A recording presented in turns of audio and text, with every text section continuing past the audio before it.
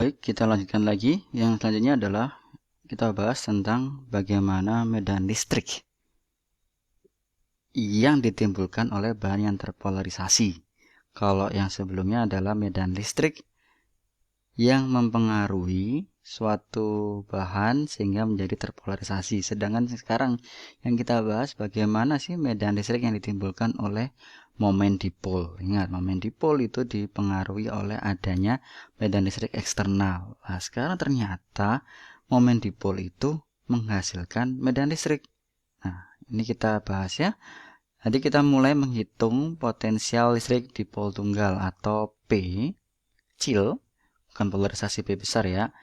Oke, lihat lagi di gambar ini. Jadi ini ada dipol, momen dipol.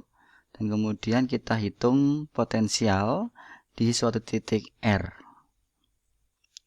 Nah, kita potensialnya seperti ini, yaitu P dot R, vektor P didotkan dengan vektor satuan R, yaitu R-nya agak beda ya, karena saya belum menemukan R yang tepat, tapi anggap saja ini R Latin.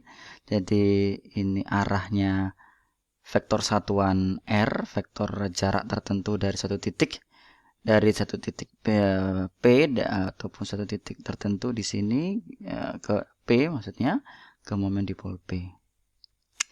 Nah, dibagi dengan 4 pi epsilon 0 tentunya, dibagi dengan R kuadrat, jaraknya kuadrat. Nah, dalam konteks kajian tentang bahan, kita mempunyai momen dipol atau dipol di dalam volume. Oleh karena itu, dapat kita tuliskan sebagai P, oke, sama dengan polarisasi dikalikan dengan elemen volume. Ingat kan? Sebelumnya bahwa polarisasi itu adalah jumlah banyaknya dipol di dalam volume tertentu. Berarti kalau kita mencari dipol, berarti polarisasi dikalikan dengan volume. Oke, kita jumlahkan untuk semua elemen volume, maka kita bisa dapatkan integral atau kita gunakan integral seperti ini. Oke, berarti kita integralkan untuk semua volume. Nah, sekarang gunakan lagi ataupun lihat lagi buku Fismat-nya ataupun di Griffith periode awal ataupun di bagian awal, kita lihat ada prinsip gradien, ada integral parsial, sehingga kita bisa mendapatkan atau pecah 1.6 ini menjadi 1.7. Oke, dan kita lihat lagi ada teorema divergensi. Lihat lagi di buku Griffith-nya. Sini kita akan mendapatkan dua suku seperti ini. Kita integralkan yang surface dikurangi dengan integral yang volume. Oke, yang surface, yang permukaan, dan yang volume. Nah, kita cermati lagi di sini yang surface yaitu yang polarisasi didotkan dengan elemen luasnya, elemen yang di permukaannya. Yang di sini yaitu apa di sini kita lihat, yaitu nabla dot. Berarti kan divergensi. Oke, divergensi untuk polarisasi diintegralkan dalam seluruh ruangannya. Oke. Jadi kita lihat, misalkan kita punya sebuah bola ataupun akuarium ya, di dalam akuarium itu ada sumber air yang memancar katakanlah. Jadi kita bisa integralkan atau kita bisa hitung semua pancaran sumber-sumber air pancaran itu dalam semua volume akuarium itu. Itu makna dari atau bentuk grafis dari integral volume ini.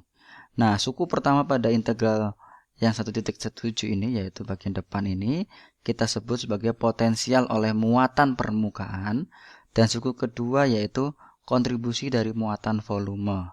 Nah, kita tuliskan kedua muatan tersebut sebagai ini, sigma B sama dengan P dot vektor satuan N, yaitu gaya normalnya pada luasan tertentu. Ingat di sini luas punya vektor atau punya arah, luas adalah vektor sehingga punya arah.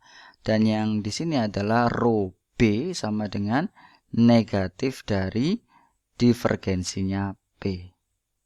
Maka bentuk potensialnya kita ganti dengan 1.8, 1.9.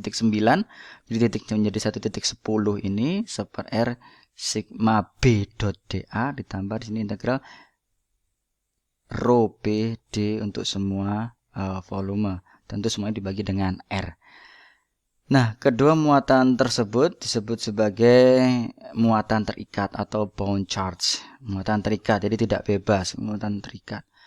Maka dengan persamaan tersebut kita memahami bahwa potensial bahan yang terpolarisasi, kalau potensialnya segini, ya medan listriknya juga berperilaku begitu. Nah, potensial bahan yang terpolarisasi merupakan potensial yang ditimbulkan oleh rapat muatan volume dan rapat muatan permukaan. Begitu pula medan listriknya dong, berarti ditimbulkan oleh rapat muatan volume dan rapat muatan permukaan. Gitu.